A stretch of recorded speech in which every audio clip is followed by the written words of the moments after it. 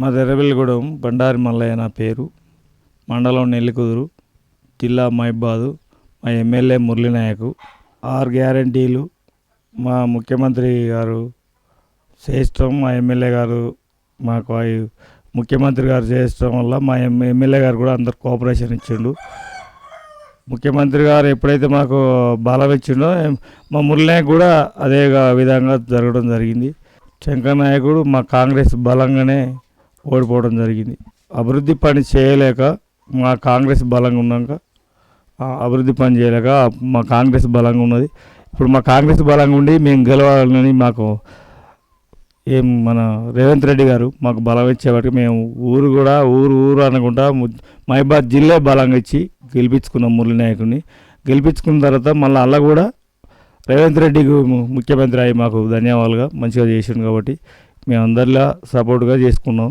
అందరిలో సపోర్ట్ చేసుకొని నిలబడి ఇప్పుడు నేను కూడా 9 సంవత్సరాలు కాంగ్రెస్ పార్టీలో ఉన్న టీడీపీలా చేసి కాంగ్రెస్ పార్టీలో మేము 9 సంవత్సరాలు మమ్మల్ని నహన ఇబ్బందులు ఊళ్ళో పెడుతుంటే కూడా మేము అట్నే తట్టుకొని కాంగ్రెస్ పార్టీలు చేసి మురళీనాయక్ మేము బలం ఇచ్చినాం. మేము మా ఊరికి వచ్చిన మురళీనాయక్ రచ్చబండలు వస్తే నేనే కావాల మాకు కాబోయే ఎమ్మెల్యే వచ్చిందని మేము ఆయన సంతృప్తి పరిచిన మేము అందరం కూడా ఆయనకు మా ఊర్లో మేము 750 మెజార్టీ ఇచ్చినాం.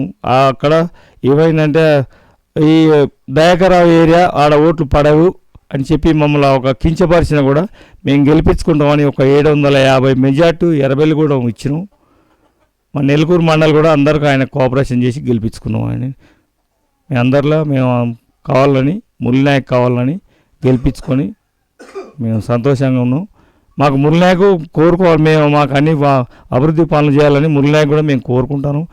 అది కూడా నేను సర్పంచ్ కూడా 9 సంవత్సరాలు కష్టపడ్డా. 5 వరకు ఎంపీటీసీ ఓడిపోయినా, సర్పంచ్కి ఓడిపోయినా, ఇప్పుడు మళ్ళీ కూడా నేను సర్పంచ్కి వేస్తాను నేను అని మేము ఒక మురళీనాయక్ మాకు టికెట్ ఇస్తానని మేము ఆశపడి 9 సంవత్సరాలు కష్టపడి ఉన్నాం. కాబట్టి మాకు మేమే సర్పంచ్ నిలబడదామని మేము ఆ మురళీనాయక్ మేము ఒక ధన్యవాదాలుగా కోరుకుంటున్నాం. మేము ఇబ్బందులు ఎదుర్కొన్నాం, బాగా ఎదుర్కొన్నాం, కష్టపడ్డాం, దెబ్బలు పడ్డాం, దెంగలబడి బీఆర్ఎస్తో దెంగలబడి మేము కాంగ్రెస్ పార్టీకి మేము వచ్చినాం. కాంగ్రెస్ పార్టీలోనే ఉన్నాం. మేము 6 గ్యారెంటీల గ్యాస్ కానీ బస్ సర్వీసులు కానీ అన్నీ వాళ్ళు సంతృప్తి పడే ఉన్నారు. వాళ్ళు రైతు రుణమాఫీ కొంతమందికి అయిందంటారు, కొంతమంది కాదంటారు, కొంత వెనక ముందు అవుతుంది అని మా ఆశలు ఉన్నాయి. కొత్త పథకాలు అంటే మేము అప్పుడు అన్నది ఏంటంటే తులం బంగారం ఇస్తారని, కాబట్టి తులం బంగారం వెనక ముందు ఇస్తారు కావచ్చు. కాబట్టి ఇప్పుడు అంతలా కాదు. ఇవన్నీ ఆయన నష్టపెట్టిపోయిన ఆయన కేసీఆర్ గారు నష్టపెట్టిపోయింది. కాబట్టి ఇప్పుడు చేసి చదువుకోవాలంటే కూడా ఎవరికైనా ఇబ్బంది ఉంటుంది. మనం వ్యవసాయం చేస్తేనే వెనక ముందు కూలీలు ఆగదు, ఒకసారి ఆగవని ఆపుకుంటూ వస్తాం. దాని గురించి ఇప్పుడు ఆ పోయిన ముఖ్యమంత్రి గారు ఇబ్బంది పెట్టిపోయింది. కాబట్టి ఈ ముఖ్యమంత్రి కాస్త సవరుకుంటూ అన్ని పథకాలు ఏర్పాటు చేస్తారు. బొమ్మరాశోక్ అని ఉన్నాడు మా సర్పంచ్. ఏమైనా దొరల పాలన మీద దొరలతోనే ఆయన ఒక ఎల్మాయన ఉన్నాడు. ఆయన ఓ సెల్ టవర్ కట్టుకున్నాడు, ఓ ట్రాక్టర్ తీసుకున్నాడు. ఓ బీఆర్ఎస్లో ట్రాక్టర్ తీసుకుని టవర్ కట్టుకున్నాడు. ఒక రామారావు ట్రాక్టర్ తీసుకుని టవర్ కట్టుకున్నాడు.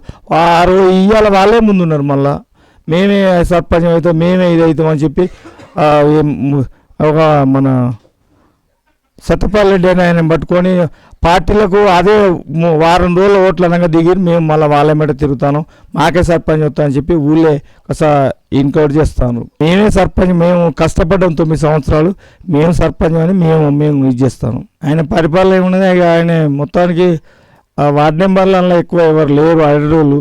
ఇక ఆయననే మొత్తం పరిపాలన, ఆయన నాదే నడుస్తా అని చెప్పి ఆయన చేసుకోవడం జరిగింది. ఆయన చెప్పిందే వేదం. ఊళ్ళే చేసిన పని ఏమి లేదు, చేసిన పనులు మీరు చూసినట్లే ఏమేమి లేదు.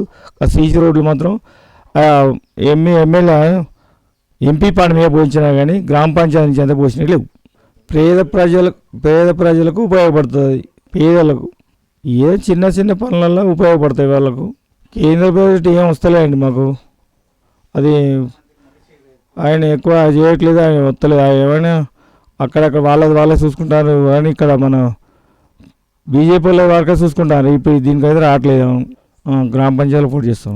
గ్రామ పంచాయతీ ఈ గ్రామాన్ని అభివృద్ధి చేసడానికి మనం ఇదివరకు నేను గ్రామ పంచాయతీ సర్పంచ్గా చేసిన ఇదివరకు సర్పంచ్ చేసి ఊరు అందరిని మంచిగానే చూసుకున్నా. ఇప్పుడు కూడా నేను ఊరిని బాగు చేయదలుచుకున్నా.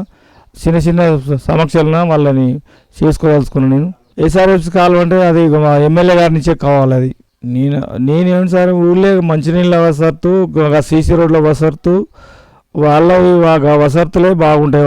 వాళ్ళకి ఏమో అన్నం పెద్ద అడగరు వాళ్ళు. సీసీ రోడ్డు, మంచినీళ్ళ వసతు, 24 గంటలు మంచినీళ్ళు, కరెంటు గురించి, సబ్స్టేషన్ కరెంటు గురించి వాళ్ళకి సాయంత్రం పూట కరెంటు పోతుంది, మధ్యాహ్నం కరెంటు పోతుంది, వాళ్ళకి కరెంటు ఇబ్బందులు లేకుండా అవి చూసుకుంటాను సార్ నేను మొత్తానికి.